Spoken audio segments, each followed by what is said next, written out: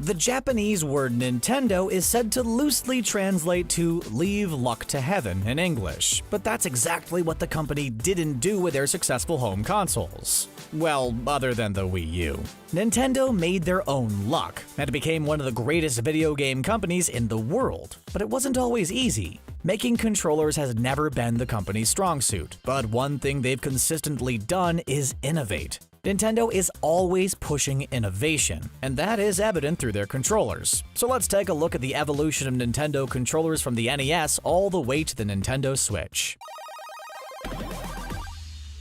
Believe it or not, Nintendo was founded in 1889 as a trading card company. It took until the late 70s for them to release their first video game console. That's right, before there was the Nintendo Entertainment System, there was the Color TV Game 6. Released solely in Japan in 1977, it was Nintendo's first foray into the gaming world, and had the highest sales out of any first-generation gaming console, setting the stage for the NES. Released in Japan in 1983 and North America 2 years later in 1985, the NES is the console that truly began the gaming craze. Not only was it an unbelievable 8-bit console at the time, but its controller set the standard that was to come in console gaming. Before the NES controller, most controllers were similar to what we saw in arcades, like the Atari 2600 and its joystick with a single button.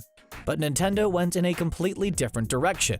Literally, they introduced a directional pad instead of a huge joystick. Nowadays, it's hilarious to think of playing games using just the D-pad, but most games at this time were side-scrollers that didn't need perfect directional input, so a D-pad was perfectly fine. Other than the D-pad, the NES controller only had 4 other buttons: A, B, Start, and Select, which made it perfect for gamers just taking their first steps into the console world. 8-bit games weren't nearly as complicated as today's games, so you didn't need that many buttons. The NES controller was the best in the business back in the day, but we wished it had a longer cord. The next decade saw the release of the 16-bit Super NES in Japan in 1990 and North America in 1991. Despite some stiff competition from the Sega Genesis, Nintendo stayed on top of the console wars with the SNES. It may not have sold as well as the NES, but we have so many fond memories of this console, especially the controller. The SNES controller took everything the NES controller got right and improved on it. The controller became more rounded and comfortable to hold, which was really the only negative about the NES controller.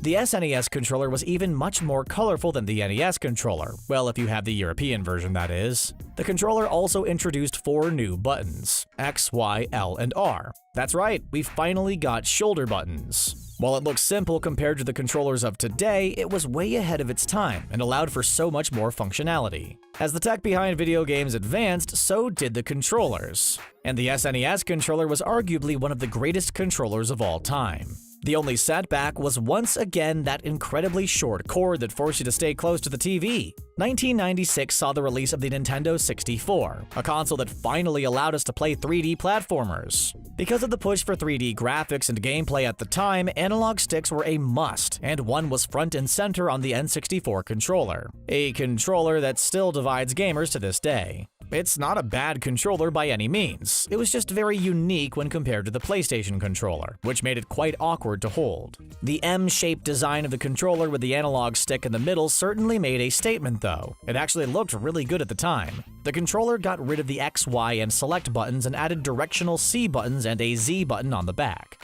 We're not a fan of buttons being placed behind controllers, but all of these additions allowed us to do even more in games. We were able to move around in 3D space efficiently, and the controller was sturdy enough to hold up over the years. There was a slot in the back for a rumble or memory pack, but it was an extra expense and not all games utilized the features. The Legend of Zelda Ocarina of Time, for example, had a save function built into the cartridge, so no memory card was needed.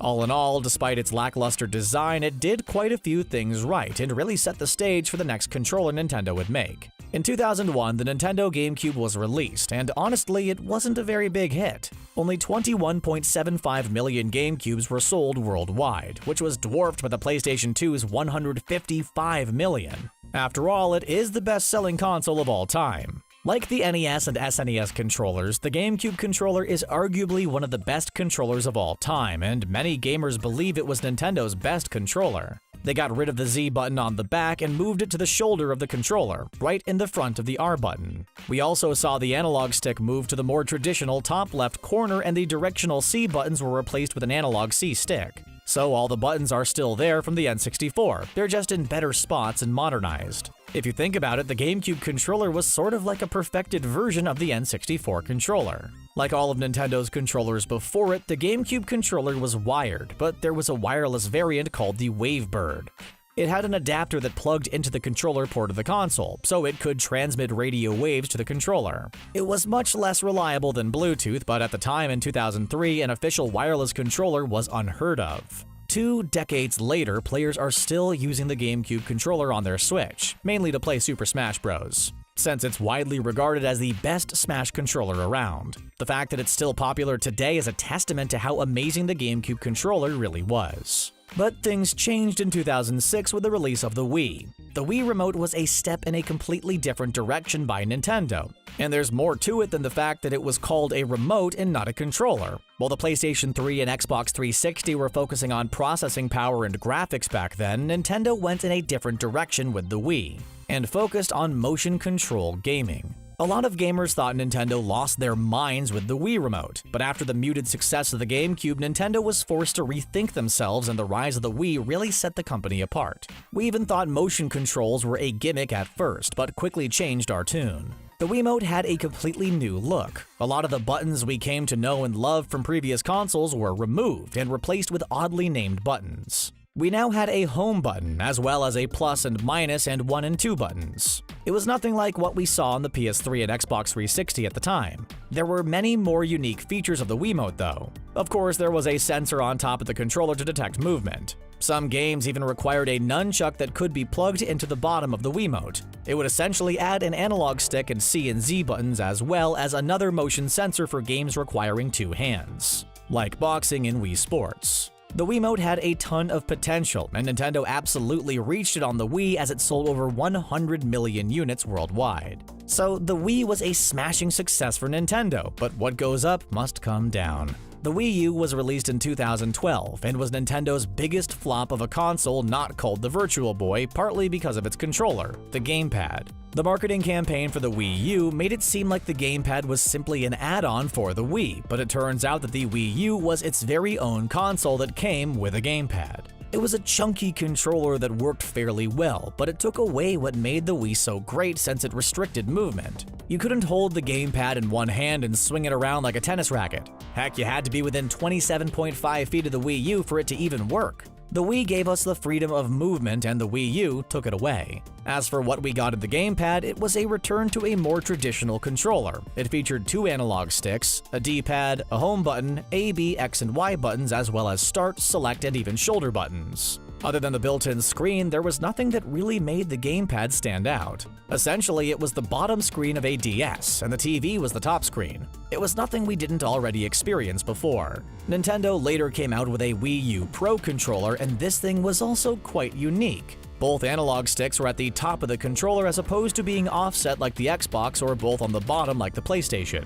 While it was very unusual, it didn't take long to get used to. It was a solid controller, but it wasn't compatible with Wii games, and the power and home buttons were just a little too close together for our liking. Looking back, it seems like the Wii U was simply just a prototype for what was to come, the Nintendo Switch. Released in 2017, the Nintendo Switch is arguably Nintendo's most innovative console yet. It's everything that the Wii U wished it was, the first true hybrid console. Of course, with a hybrid console, you're also going to need hybrid controllers. And that is exactly what the Joy-Cons are. The Joy-Cons are some of the best controllers Nintendo has ever produced. Sure, they're quite petite and easy to lose, but they're made small on purpose since you need things to be small if you're constantly on the go and carrying them in a bag. Plus, there's just so much functionality in these little things. It's essentially a combination of all the controllers Nintendo has ever created. It has the A, B, X, and Y buttons from the SNES, a single Joy-Con looks like an NES controller, and it has motion controls of the Wii. They even added a button to take quick screenshots in games, similar to the share button on the PS4's DualShock 4, but not quite as advanced. The Joy-Cons are chameleons and can adapt to pretty much any situation. You want to play a 2-player game? Just take one of the Joy-Cons out and hand it to your friend. You need motion controls? It's more than capable of doing so. You just want to play the game traditionally? Just keep the controllers together in their comfort grip or hold one in each hand. We've also seen more creative uses of the Joy-Cons in Nintendo Labo and Ring Fit Adventure. The Switch is capable of so much, and a lot of it has to do with its Joy-Con controllers. Even the Switch Pro controller is worth mentioning. It's more similar to a traditional controller, but a lot heftier because it has a battery that could last for approximately 40 hours on a single charge. It has every single controller beat in that regard. Since it's wider than the Joy-Cons and their comfort grip, the Pro controller is very comfy to hold and great for playing more traditional games. And that's the evolution of Nintendo controllers. They've sure come a long way since the NES days. Personally, we're big fans of the GameCube controller. But what do you think is the best Nintendo controller of all time? Let us know in the comments section down below, and don't forget to subscribe to The Gamer for more gaming videos. Thanks for watching.